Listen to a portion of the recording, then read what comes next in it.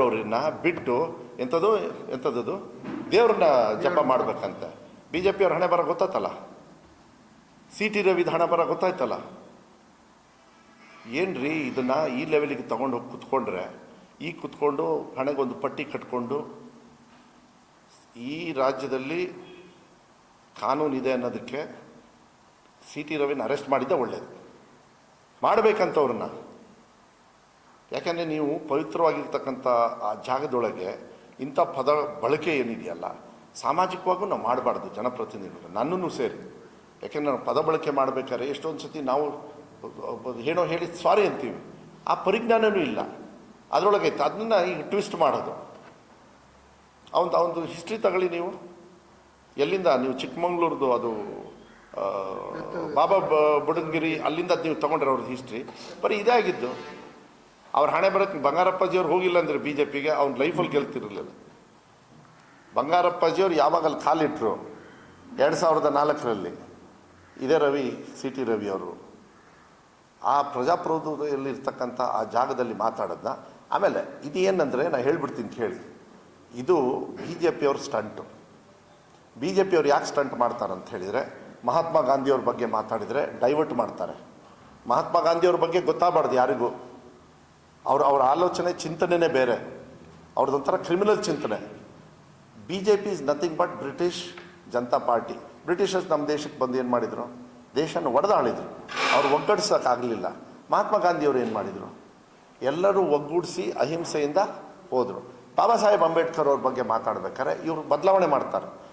ನಾವೆಲ್ಲ ಇದನ್ನ ಇಟ್ಕೊಂಡಿದ್ವಿ ಅಂಥದ್ದು ಅಂಬೇಡ್ಕರ್, ನಮ್ಮ ಪಕ್ಷದವರೆಲ್ಲ ಅಂಬೇಡ್ಕರ್ ಅವ್ರ ಫೋಟೋ ಇಟ್ಟಾಗ ಕೊನೆಗೆ ಅವ್ರಿಗೆ ತಡಿಲಾರ್ದೆ BJPಯವರು SC ರಿಸರ್ವ್ಡ್ ಕ್ಯಾಂಡಿಡೇಟ್ಸ್ ಯಾರಿದ್ದಾರೆ ಗೆದ್ದಿದ್ದಾರೆ MLAs ಅವ್ರು ನಮ್ಮ ಹತ್ರ ಫೋಟೋ ತೊಗೊಂಡೋಗಿ ಆ ಕಡೆ ಹೋಗಿ ಕೂತ್ಕೊಂಡ್ರು.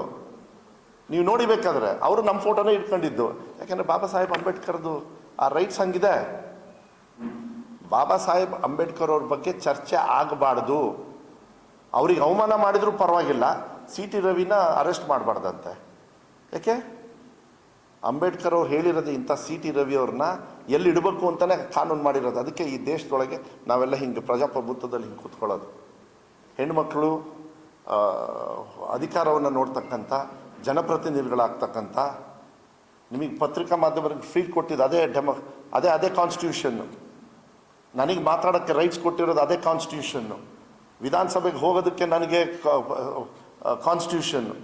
ಪ್ರಜಾಪ್ರಭುತ್ವದಲ್ಲಿ ಯಾರ್ಯಾರು ನಾವು ಹೆಂಗೆ ಬದುಕಬೇಕು ಅಂತೇಳಿ ಹೇಳ್ಕೊಟ್ಟಿರೋದು.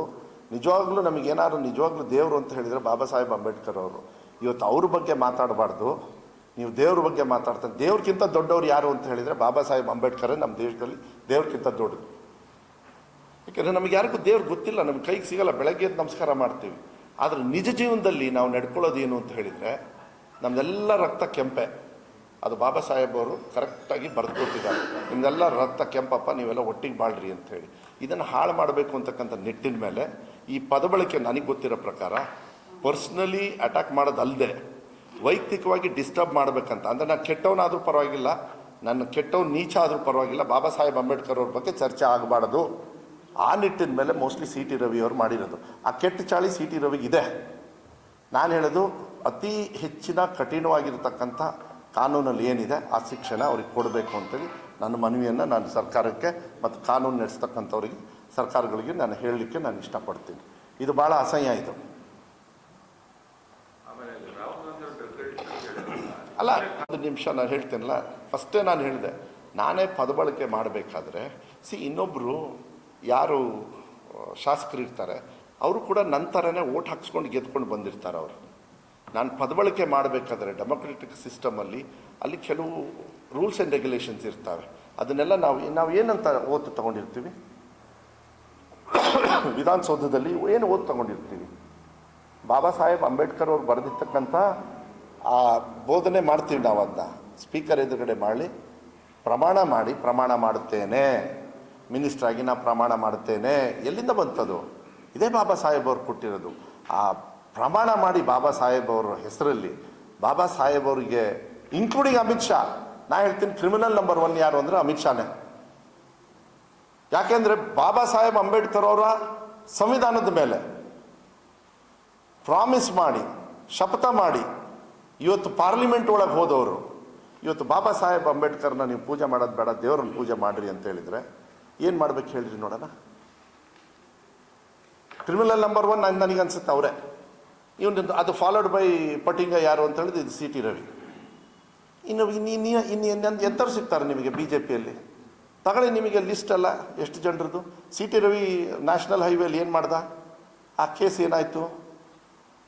ಅದಾದಮೇಲೆ ಈ ಅಶೋಕು ಏನು ಗುಂಡಾಗಿರಿ ಅಂತ ಗುಂಡಾಗಿರಿ ಮಾಡಿದ್ದೆ ಅಶೋಕ್ ಅಲ್ಲಿ ಪೊಲೀಸ್ ಸ್ಟೇಷನಿಗೆ ಹೋಗಿ. ನೀವು ನೋಡಿದ್ರೆ ಅದನ್ನ ವಿಡಿಯೋನ. ಸದ್ಯ ಪೊಲೀಸವ್ರು ರಕ್ಷಣೆ ಮಾಡಿದರು ಸಿ ಟಿ ರವಿಗೆ.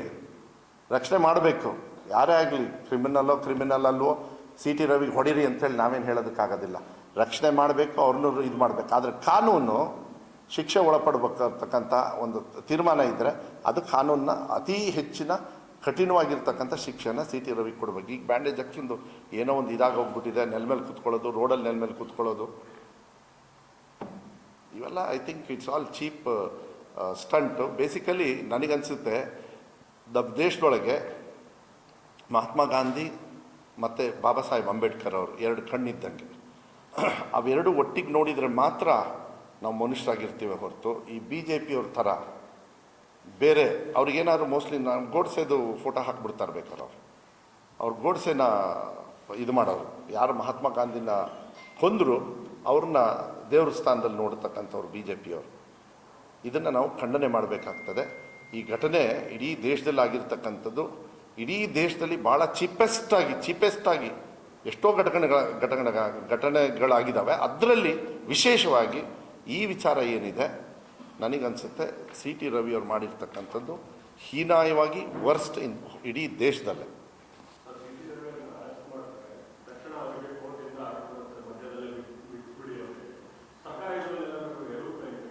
ಏನಿಲ್ಲಲ್ಲ, ಅವರಿಗೆ ಕಾನೂನುಬದ್ಧವಾಗಿ ಆ ಥರ ಬಿಡಿ ಅಂತಕ್ಕಂಥದ್ದು ಇತ್ತು ಅಂದರೆ ಅವ್ರು ತೊಗೊಂಡಿರ್ಬೋದು. ನಾನೇನಿಲ್ಲ ಅಂತ ಹೇಳಿದೆ. ಕಾನೂನಿಗಿಂತ ದೊಡ್ಡವ್ರು ಇಲ್ಲ ಅಂತ ಹೇಳಿದ್ನಲ್ಲ. ಹಾಗಾದರೆ ಸಿ ಟಿ ರವಿಯವರು ಈ ಪದವಳಿಕೆ ಮಾಡಿದ್ರಲ್ಲ, ನೀವು ಕಾನೂನಲ್ಲಿ ಇದೆಯಾ ಪದವಳಿಕೆ ಮಾಡ್ಬೋದು ಅಂತ?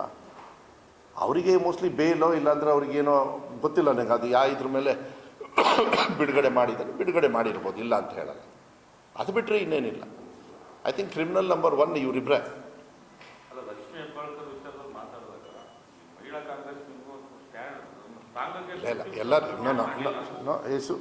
ಎಲ್ಲರೂ ಮಾಡಿದ್ದಾರೆ. ಅದು ತಕ್ಷಣ ಅಲ್ಲಿ ಒಂಥರ ನೀವು ಅಲ್ಲಿ ಒಳಗಡೆ ನಾನಿರಲಿಲ್ಲ, ಯಾಕೆಂದರೆ ನಾನು ಅಷ್ಟೊತ್ತಿಗೆ ನಮ್ಮ ರಾಜ್ಯಾದ್ಯಂತ ಮಾಡ್ತಾರಲ್ಲ.